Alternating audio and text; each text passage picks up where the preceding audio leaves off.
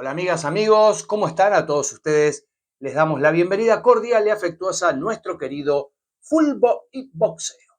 En esta entrega les proponemos recorrer una vez más el siempre maravilloso y apasionante mundo del pugilismo. Y para ello, nada mejor que recordar ahora que han pasado 3 décadas exactas el triunfo memorable, la increíble y asombrosa victoria de Jorge Fernando Castro, Locomotora o el Roña, como ustedes prefieran, por nocaut en el 9º round sobre el estadounidense John David Jackson, reteniendo su cinturón mediano de la AMB, demostrando ante los ojos del mundo su pasta de campeón.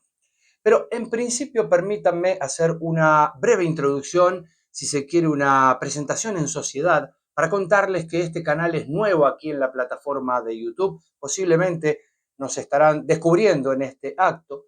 En este espacio venimos compartiendo con mucho entusiasmo material desde hace un año y habitualmente decimos que cuando el deporte de los puños nos convoque, aquí estaremos. La intención es dejar testimonio de las grandes veladas, analizar a las primeras figuras o alternativamente, como en este caso, con un carácter evocativo, repasar la historia con los grandes campeones o grandes peleas que han quedado en la memoria, en las retinas de todos aquellos que amamos el boxeo, como ya presentamos en nuestro canal. Dicha toda esta sanata, vamos a viajar imaginariamente en el tiempo, porque hace 30 años el boxeo argentino registraba una de sus victorias con mayor épica de la historia. En el estadio de béisbol de Monterrey, con la promoción de Don King, se llevó a cabo un mega festival donde se presentaron grandísimos campeones de aquel tiempo. Presten atención. En las preliminares estuvieron, por ejemplo, el gigante mexicano de Cuernavaca, Ricardo Finito López, que defendió su título mínimo del Consejo y que se retiró invicto en 52 peleas. Frankie Randall, que venía de arrebatarle el cinturón de los Welter Juniors AMB a Juan Martín Látigo Colli y hacía su primera defensa. En la pelea de semifondo, Félix Tito Trinidad conservaba su corona FIB de las 147 libras, noqueando en 8 vueltas a Ovacar en un duelo de invictos. Mientras que en el combate estelar, el gran campeón mexicano Julio César Chávez retenía su cinturón del Consejo de los Superligeros, superando por nocaut técnico en 10 rounds a Tony López. En medio de esta verdadera constelación de estrellas del boxeo de aquel momento, allí estaba nuestro Jorge Fernando Locomotora Castro, el de Calita Olivia, en la provincia de Santa Cruz, aquí en la República Argentina, para realizar la segunda defensa de su corona AMB de los medianos ante el estadounidense John David Jackson. Este Jorge Fernando Castro, que debutó en el campo rentado en 1987 en su ciudad natal, noqueando en un round a Patricio Carachi, y que sorpresivamente perdió su invicto al cabo de 39 salidas rentadas ante un viejo zorro de los cuadriláteros como el recordado sanpedrino Lorenzo García. Este Roña Castro, que fue capaz de reabrir el Luna Park para noquear en 9 asaltos al Puma Miguel Ángel Arroyo.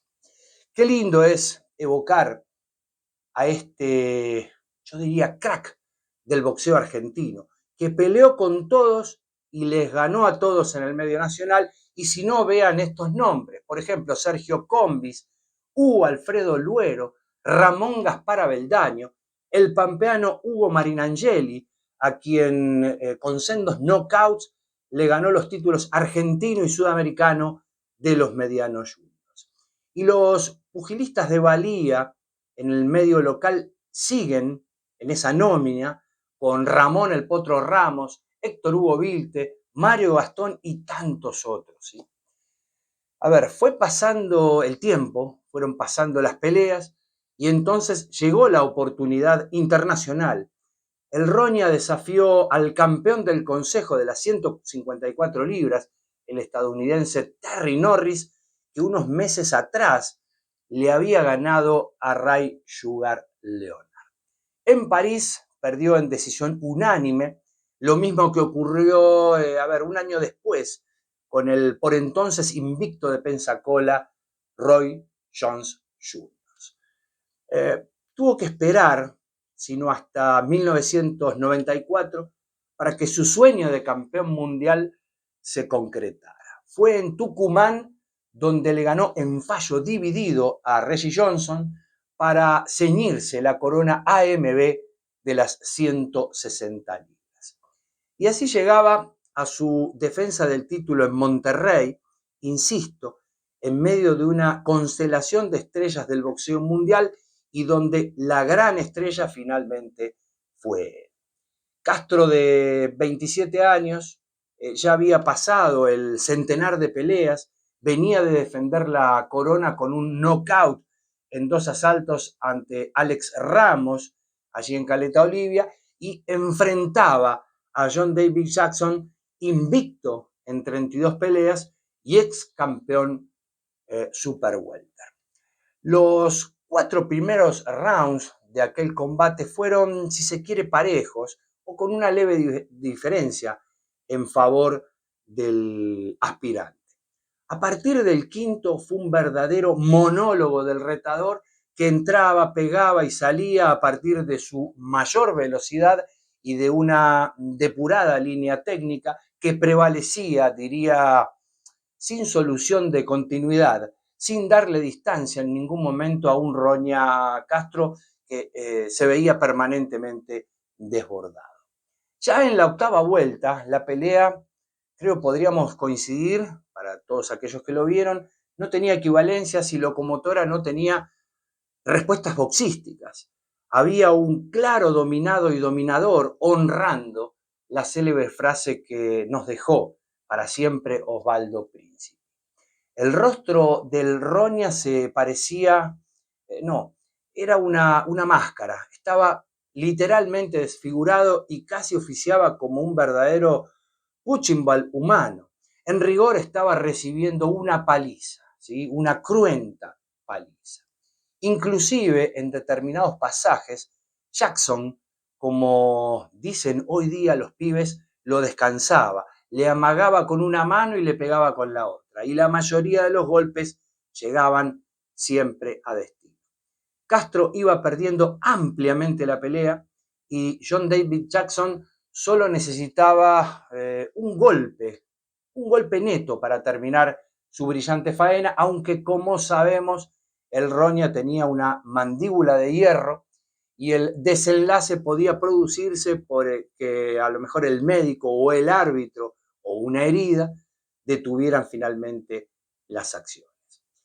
Y el árbitro era nada menos que el experimentado sudafricano Stanley Christodoulos, el tercer hombre sobre el cuadrilátero, y que, vaya paradoja del destino, había estado en otro histórico y dramático triunfo de un argentino, aquel de Víctor Galíndez contra Richie Cates en Sudáfrica en 1976, al 22 de mayo exactamente, y décadas después también fue el juez del combate entre Maravilla Martínez con Julio César Chávez Jr. en 2012. Cuando finalizó ese octavo round, Christodoulou se acercó al rincón de Castro con la decisión firme de parar la pelea. Luis Espada, que estaba en el rincón de Castro, le respondió simplemente que le pedimos un round más, por favor, dele ese derecho. Sin demasiada convicción, el árbitro le concedió lo que se llama el round del campeón. Fíjense este detalle. Hasta ese momento las tarjetas de los 3 jurados marcaban 80-71, 80-73 y 79-74, todas en favor de Jackson. Y en ese noveno capítulo, Castro, fingiendo estar groggy, apoyó su espalda contra las sogas. Confiado, Jackson se desguarneció en el ataque, lo fue a buscar y después de esquivar por milímetros un golpe voleado, un cross de derecha asesino, lanzado con todo el peso del cuerpo, se encontró de pronto con un camión de frente, traducido en un terrible cross de izquierda, también voleado, que venía con el mismo envión del golpe anterior. Casi ciego, Locomotora sacó una mano milagrosa e inesperada que explotó en la mandíbula del estadounidense, que lo depositó directo en la lona, desparramado, totalmente sentido, y aunque se levantó, esto es justo decirlo, volvió a caer 2 veces más, una por, creo, un empujón y la otra por un golpe no muy preciso del Roña para que el referee decretara el knockout. Pero aquella mano fue letal, explosiva, implacable.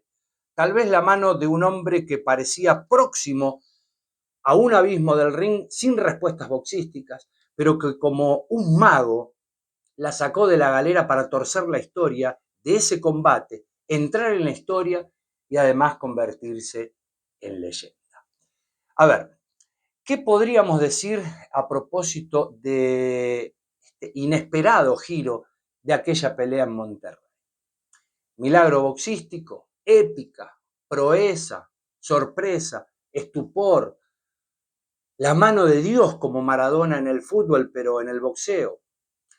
Y sí, sería una, creo yo, buena manera de sintetizarlo, porque fue una mano, solo una mano, la que cambió el curso de ese combate. Esa noche, Don King vociferaba como un loco a quien quisiera escucharlo: este es el verdadero Rocky, porque Stallone lo hace en el cine, pero Castro lo hizo de verdad. Y razón, por cierto, no le faltaba. Fue la gran figura de la noche en una cartelera que contaba con varios de los mejores pugilistas del momento. La pelea fue tan dramática que la revista The Ring, como sabemos, la Biblia del boxeo, la premió como la pelea del año y el round del año. Después de la gloria vino, como se podía esperar, el dolor, las consecuencias físicas de esta terrible batalla. El Roña Castro terminó con el rostro desfigurado. Cuando se miró en el espejo se largó a llorar, no podía sonreír por las lastimaduras que tenía en la boca y volvió además a la Argentina con casi un antifaz en los ojos que casi no los podía abrir. Posteriormente hizo 2 defensas más y luego perdió el título en Japón. Enfrentó 2 veces a Roberto Mano de Piedra Durán, que fue su ídolo, le ganó en Mar del Plata y después perdió en Panamá. Y hasta hubo revancha con Jackson, donde ganó por puntos en 10 rounds. La vida fue pasando, las peleas también, y los kilos aumentando su tonelaje. Se cree que llegó a pelear dentro de los completos, aunque el Roña era tan hábil en el ring como en la balanza. ¿Cómo será que llegó a combatir 2 veces por el título crucero? Primero con el cubano Juan Carlos Gómez, perdiendo por nocaut técnico en el 10º, y posteriormente ante Vasily Girov, en este caso unánime por puntos en 12. Estaba a las puertas de una nueva chance titular entre los medio pesados cuando sufrió un accidente gravísimo, un accidente automovilístico en Buenos Aires. Volvió tal vez antes de tiempo y perdió en el Luna Park ante José Luis Herrera. Se tomó desquite unos meses después, ganando por nocaut técnico en 2 rounds en Mar del Plata. Esa fue su última pelea. Terminó su campaña profesional con un impresionante récord de 144 peleas, con 130 victorias, 90 de ellas por nocaut, 11 derrotas y 3 empates. Fue un boxeador hábil, muy guapo, carismático, inteligente, también maniero, que siempre iba al frente, que no esquivó jamás a ningún rival, sea en la categoría que fuere. Muchas veces en divisiones que genuinamente, como quedó apuntado, no le pertenecían. No era muy apegado al gimnasio porque, según él mismo decía, entrenaba combatiendo. Y creo Creo que razón no le faltaba, ya que su foja de 20 años y 144 peleas, como rentado, así lo demuestra. Esta célebre pelea, hace ya 30 años, es para el boxeo argentino uno de los más recordados y lo atesora como uno de los grandes combates de su historia, comparable, si ustedes quieren, con la de Firpo Dempsey, Loche Fuji, Monzón Benvenuti, Bonavena Ali o Galíndez Richie Gates. Aquella noche del 10 de diciembre de 1994 en Monterrey, allí en México, se convirtió en un mito, en una leyenda. Fue la noche mágica que Jorge Locomotora Castro tomó del cine, las épicas hazañas de Rocky Balboa, y las hizo realidad, de verdad, en el ring. Como dijo justamente Don King, el inefable promotor del pelo erizado, Roña Castro fue Rocky, pero de verdad. Amigos, debo confesar a esta altura que este contenido es absolutamente subjetivo, porque guardo una extrema admiración por Jorge Fernando Castro, Locomotora o el Roña, como prefieran. Fue uno de esos boxeadores a los que me dolía cuando le pegaba. Revivió al boxeo argentino cuando estaba languideciendo, casi agonizando. A mi juicio, el último gran ídolo del pugilismo nacional. A pesar de haber sido una figura notable de nuestro boxeo, si hubiera combatido en los años de esplendor, allá por la década del 70, la dimensión de su figura sería aún mayor en virtud de la resonancia que el boxeo tenía en aquella época. Y si hubiera peleado en nuestros días, habría cosechado varios títulos y en varias divisiones. Está entre los mejores campeones del mundo argentinos de la historia, allí donde se alojan Pascual Pérez, Horacio Cavallo, Nicolino Loche y Carlos Monzón. Y entre los grandes ídolos como José María Gatica y Oscar Natalio Ringo Bonavena. Se me ocurre, fue lindo recordarlo en su noche más gloriosa, cuando fue protagonista de una grandísima y épica victoria que quedó para siempre en la memoria de los aficionados. Dejó su huella indeleble en la historia grande del deporte de los puños en la Argentina. Amigos, llega el momento de la despedida. En el final de esta entrega los invitamos a que se suscriban, es gratis, y de ese modo nos ayudan en nuestra aspiración de crecer dentro de la comunidad de YouTube. Estamos muy contentos por la evolución que va teniendo el canal y en consecuencia queremos expresar nuestra enorme y sincera gratitud a quienes ya nos acompañan. Por último, les pedimos un like, ¿sí? Que también es gratis, no cuesta nada, un pulgar para arriba, sean buenos, dejen un me gusta, porque las interacciones invitan a que YouTube exhiba a más personas nuestro material. Ya saben, como hace todo el mundo, queremos hacernos un poquito más conocidos. Para el cierre simplemente nos resta invitarlos, convocarlos para la próxima, como siempre, aquí en Fútbol y Boxeo.